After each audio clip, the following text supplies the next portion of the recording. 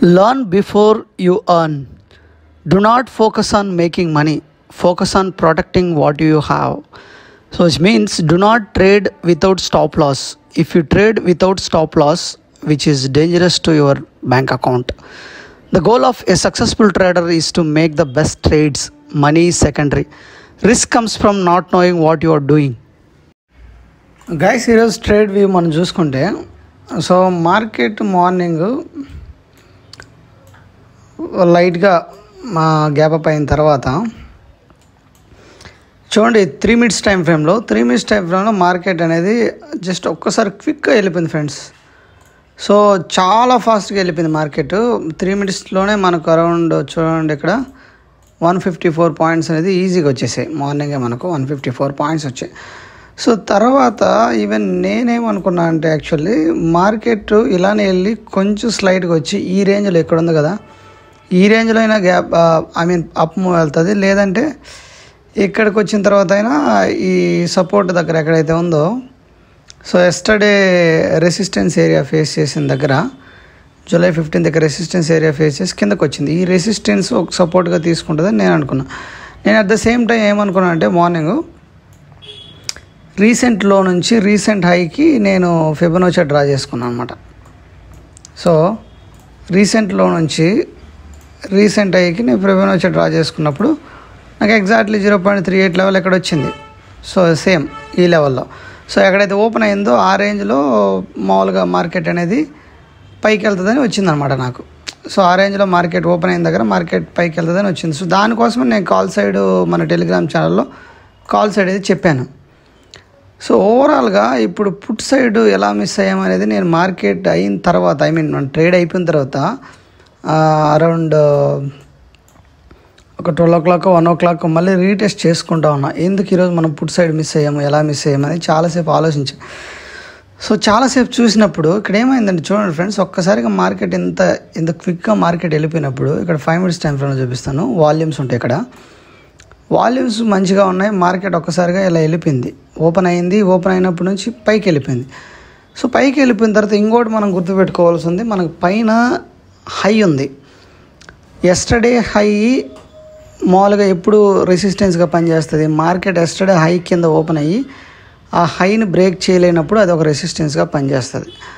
More over మనకు ఇక్కడ ఒక మంచి రెసిస్టెన్స్ ఏరియాస్ ఉన్నాయి, 52,700 కానీ, తర్వాత ఇక్కడ చూడండి ఇక్కడ 52,625 ఈ రేంజ్లో, 638 ఈ రేంజ్లో మార్కెట్ అనేది రెసిస్టెన్స్ తీసుకొని కిందకు వచ్చింది. సో ఆ ప్రీవియస్ డే కూడా July 15th మార్కెట్ ఇక్కడ రెసిస్టెన్స్ తీసుకొని కిందకు వచ్చిందనమాట. సో ఇక్కడ చూడండి, సో రెసిస్టెన్స్ ఏరియాస్ ఇక్కడ చాలాసార్లు ఉన్నాయి. July 9th ఒకసారి మార్కెట్ ఇక్కడ రెసిస్టెన్స్ తీసుకొని కిందకు వచ్చింది.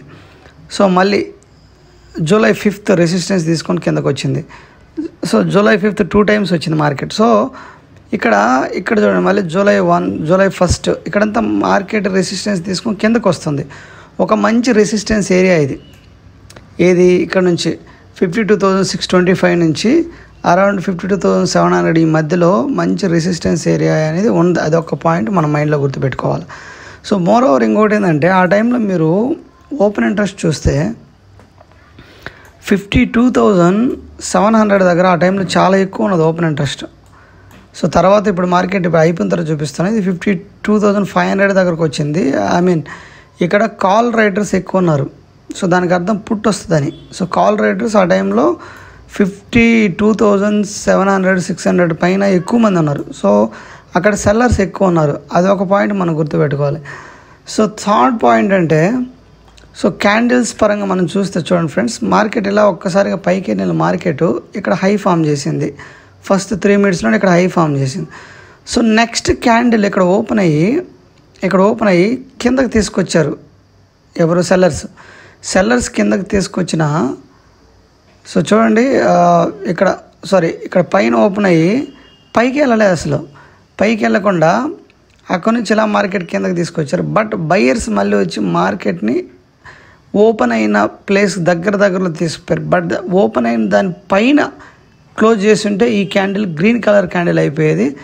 సో అప్పుడు మనం ఇంకా బయర్స్ కొంచెం ఇదిగా ఉన్నారు అనుకోవచ్చు. సో ఇక్కడ మనకు అరౌండ్ 918K 3 మినిట్స్ టైం ఫ్రేమ్లో సెకండ్ క్యాండిలే మనకు ఒక ఇండికేషన్ అనిపించాలి, ఇది ఒక kind of hanging man.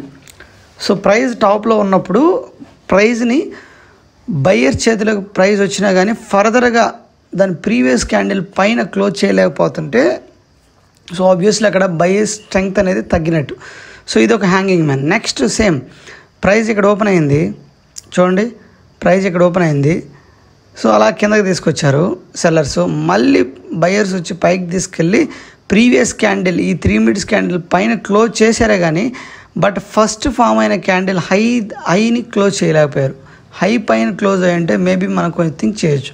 So ఇంకొక అరౌండ్ 52,712 దగ్గర ఇంకొక రెసిస్టెన్స్ ఉంది. సో ఈ రెసిస్టెన్స్ ఏరియా దగ్గరికి మేబీ మార్కెట్ వెళ్ళొచ్చు.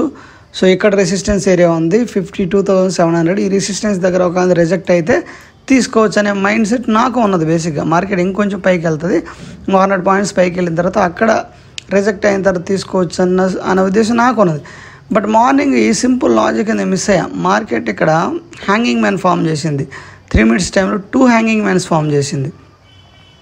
సో అప్పుడే మనకు అర్థమైపోవాలి. ఆ టైంలో మనం పుట్ సైడ్కి వస్తే చూడండి 52,600 పుట్టుకు వస్తే మీరు 3 మినిట్స్ టైం ఫ్రేమ్ ఇది 5 minutes time frame. 3 minutes time frame చూడండి, first 3 minutes candle market obviously పైకి వెళ్ళింది కాబట్టి పుట్ సైడ్ కిందకు వస్తుంది. సో సెకండ్ 3 మినిట్స్ క్యాండిల్ మీకు కైండ్ ఆఫ్ డోజీ లాగా ఫామ్ అయింది green colour. Next 3 minutes candle ఇక్కడ చూడండి కైండ్ ఆఫ్ ఇన్వర్టెడ్ హ్యామర్గా ఫామ్ అయింది. దాన్నే మీరు 5 మినిట్స్లో చూస్తే 5 మినిట్స్లో చూస్తే మీకు క్లియర్గా ఇన్వర్టెడ్ హ్యామర్ అయితే ఫామ్ అయింది ఇక్కడ. సో ఇక్కడ ఇన్వర్టెడ్ హ్యామర్ ఫామ్ అయింది. సో నెక్స్ట్ క్యాండిల్ ఫామ్ అయ్యే టైంలో మన రిస్క్ ఎక్కువ లేకుండా 179 అయితే ఇక్కడ ఫామ్ అయ్యి ఓపెన్ అయింది 178.85, 179 కానీ 180లో కానీ మన ఎంట్రీ అయితే మన స్టాప్ లాస్ దీనిలో 157, అరౌండ్ 23 పాయింట్స్. సో 23 పాయింట్స్ మన స్టాప్ లాస్ పెట్టుకొని ఉంటే చూడండి. సో నెక్స్ట్ మార్కెట్ ఏం చేస్తుంది, ఆబ్వియస్లీ మార్కెట్ డౌన్ సైడ్ రావాలంటే 4 షేప్లో ఉంటుందని ఒక బ్లైండ్గా గుర్తుపెట్టుకోమని మీకు ఫిబొనాచి రిట్రేస్మెంట్ డ్రా చేసే టైంలో ఆ వీడియోలో చెప్పాను. మార్కెట్ కిందకు వచ్చితే ఏ విధంగా ఉంటుంది, ఇలా మార్కెట్ ఇలా కిందకు వచ్చి మళ్ళీ కొంచెం పైకి వెళ్ళి మళ్ళీ కిందకు వచ్చి మళ్ళీ ఇలా పైకి వెళ్ళి ఇలా ఉంటుంది అనమాట. మార్కెట్ కిందకు వచ్చే టైంలో మార్కెట్ డౌన్ సైడ్ ఇస్తాడు 4 షేప్లో ఉంటుంది మార్కెట్. సో మార్కెట్ ఎలా వచ్చింది, సో ఇక్కడ నుంచి మళ్ళీ రిట్రేస్ అయిన ఈవెన్ బయ్యర్స్ వచ్చినా కానీ సో వాల్యూమ్స్ మనం చూస్తే 5 మినిట్స్ టైం ఫ్రేమ్లో బయర్స్ ఇక్కడ ఉన్నారు చూడు, మంచి అరౌండ్ మనకు మంచి గ్రీన్ క్యాండిల్ ఫామ్ అయింది. సో మంచి గ్రీన్ క్యాండిల్ ఫామ్ అయింది బట్ వాల్యూమ్ చూడండి. సో ఇక్కడ ఎంత వాల్యూమ్స్ ఉన్నాయి, తర్వాత వాల్యూమ్స్ తగ్గుతూ వచ్చాయి. సో ఇక్కడ వాల్యూమ్స్ ఈ ప్రీవియస్ ఇక్కడ వాల్యూమ్స్ దీనికంటే ఇంకా పైకి వాల్యూమ్స్ ఉంటే మేబీ ఇక్కడ బయర్ స్ట్రెంగ్త్ ఇంకా ఎక్కువ ఉన్నట్టని మనం అనుకోవచ్చు అనమాట. ఐ మీన్ ఈ క్యాండిల్లో సో బయర్ స్ట్రెంగ్త్ ఎక్కువ ఉండొచ్చు అని మనం అనుకోవచ్చు. సో ఆబ్వియస్లీ ఈ క్యాండిల్లో బయర్ స్ట్రెంగ్త్ అనేది వాల్యూమ్స్ బట్టి చూస్తే అర్థమైపోతుంది. అదే ఐ మీన్ నేను ఆ టైంలో మార్కెట్ టైంలో దీన్ని ఐడెంటిఫై చేయలేకపోయా. సో తర్వాత రీటెస్ట్ చేసి బాగా చూశాను ఎందుకు ఇది ఐడెంటిఫై చేయలేకపోయాను నేను, ఏమైంది. సో ప్రైస్ యాక్షన్ ప్రకారం మనం ఎక్కడ మిస్ అయ్యిందని చూస్తే ఫస్ట్లోనే ఇక్కడ హ్యాంగింగ్ మ్యాన్స్ ఫామ్ అయ్యాయి. సో అదొకటి, మోర్ ఓవర్ మార్కెట్ పైన రెసిస్టెన్స్లు ఉన్నాయి, అది సెకండ్ థింగ్ మనం గుర్తుపెట్టుకోవాలి. సో థర్డ్ థింగ్ వచ్చేసి కాల్ రైడర్స్ పైన ఎక్కువ ఉన్నారు, సెల్లర్స్ ఎక్కువ ఉన్నారు. సో అది మనం గుర్తుపెట్టుకోవాలి. సో ఆ టైంలో మీరు ఎమ్మటే పుట్ సైడ్ వస్తే పుట్ సైడ్ మీకు వచ్చేసి పుట్ సైడ్ ఈజీగా మీకు ఇక్కడ ఇన్వర్టెడ్ హ్యామర్ ఫామ్ అయింది, తర్వాత ఇక్కడ ఇన్వర్టెడ్ హ్యామర్ ఫామ్ అయింది. ఈవెన్ మార్కెట్ ఇక్కడ నుంచి మీరు చూడండి, మార్కెట్ ఇక్కడ నుంచి ఎక్కడైతే ఓపెన్ అయిందో ఇక్కడ నుంచి సో మీరు ఫస్ట్ 3 మినిట్స్లోనే మీకు 100 పాయింట్స్ వచ్చేది ఈజీగా. ఫస్ట్ 3 మినిట్స్ క్యాండిలే 100 పాయింట్స్ ఇచ్చింది. సో ఈవెన్ మార్కెట్ మళ్ళీ ఇలా మార్కెట్ అప్పుడే మనకు చూపించింది మార్కెట్ కిందకు వస్తుందని. కొంచెం డైరెక్షన్ ఇచ్చి ఈ డైరెక్షన్లో మళ్ళీ కిందకి రిట్రేస్ అవుతుందా అన్నప్పుడు మనకు నెక్స్ట్ క్యాండిల్ రెడ్ ఫామ్ అయింది. ఈవెన్ ఈ రెడ్ క్యాండిల్ ఏదైతే ఉందో ఇది ప్రీవియస్ క్యాండిల్ని దాని లో ఏదైతే ఉందో దాన్ని క్లోజ్ చేసి కిందకి రాలేకపోయింది. సో అప్పుడు మనం ఇక్కడ కాకపోయినా ఈ క్యాండిల్లో మనం ఎంటర్ అయినా కానీ సో మనకు క్విక్గా జస్ట్ ఒక 15 మినిట్స్ టైంలో మనకి ఈజీగా అరౌండ్ 160-150 పాయింట్స్ అనేవి ఈజీగా వచ్చాయి. సో ఇక్కడ మెయిన్ మీరు అర్థం చేసుకోవాల్సింది ఏంటంటే మార్కెట్ పైకి వెళ్తుంది, పైన హై ఉంది, హైని బ్రేక్ చేసి పైన హై పైన సస్టైన్ అయ్యి ఉంటే మార్కెట్లో ఇంకా బుల్లిష్నెస్ ఉంటుందని అదొకటి. హై దగ్గరికి వెళ్ళి అక్కడ రిజెక్ట్ అయిందంటే ఎస్టర్డే హై అనేది ఒక రెసిస్టెన్స్గా పనిచేస్తుంది. మోర్ ఓవర్ ఇక్కడ ఓవరాల్ బ్యాంక్ నిఫ్టీలో చూస్తే 52,600 నుంచి 700 మధ్యలో రెసిస్టెన్స్ చాలాసార్లు ఉన్నాయి. అదొకటి. ఓపెన్ ఇంట్రెస్ట్ చూస్తే కాల్ రైడర్స్ పైన సెల్లర్స్ ఎక్కువ ఉన్నారు, అదొకటి. సో క్యాండిల్ ప్రకారం చూస్తే హ్యాంగింగ్ మ్యాన్ క్యాండిల్స్ ఫామ్ అయ్యాయి. సో ఆ టైంలో పుట్ సైడ్ చూస్తే మనకి ఇన్వర్టెడ్ హ్యామర్స్ ఫామ్ అయ్యాయి 3 minutes టైం ఫ్రేమ్లో అండ్ 5 minutes టైం ఫ్రేమ్లో. సో ఈ ఓవరాల్ పాయింట్స్ మీరు ఐడెంటిఫై చేసి వాల్యూమ్స్ కూడా మనకు గ్రాడ్యువలీ మార్కెట్ ఈవెన్ పైకి వస్తున్న వాల్యూమ్స్ అంతేం పెరగలేదు యావరేజ్గా. ప్రీవియస్ క్యాండిల్ ఇంత కిందకు వచ్చినా కానీ వాల్యూమ్స్ మంచిగా ఉన్నాయి, బట్ ఇక్కడ నెక్స్ట్ క్యాండిల్ అంత పెరిగినా కానీ వాల్యూమ్స్ ఎక్కువ లేవు. సో దానికి బయ్యర్స్ ప్రైజ్ని పైకి తీసుకోవడానికి ఇంట్రెస్ట్ చూపించట్లేదని అక్కడ మనం అర్థం చేసుకోవాలి. సో ఈ విధంగా అయితే మన ట్రేడ్ అయితే ఓవరాల్గా మనము ఐడెంటిఫై చేయాలి.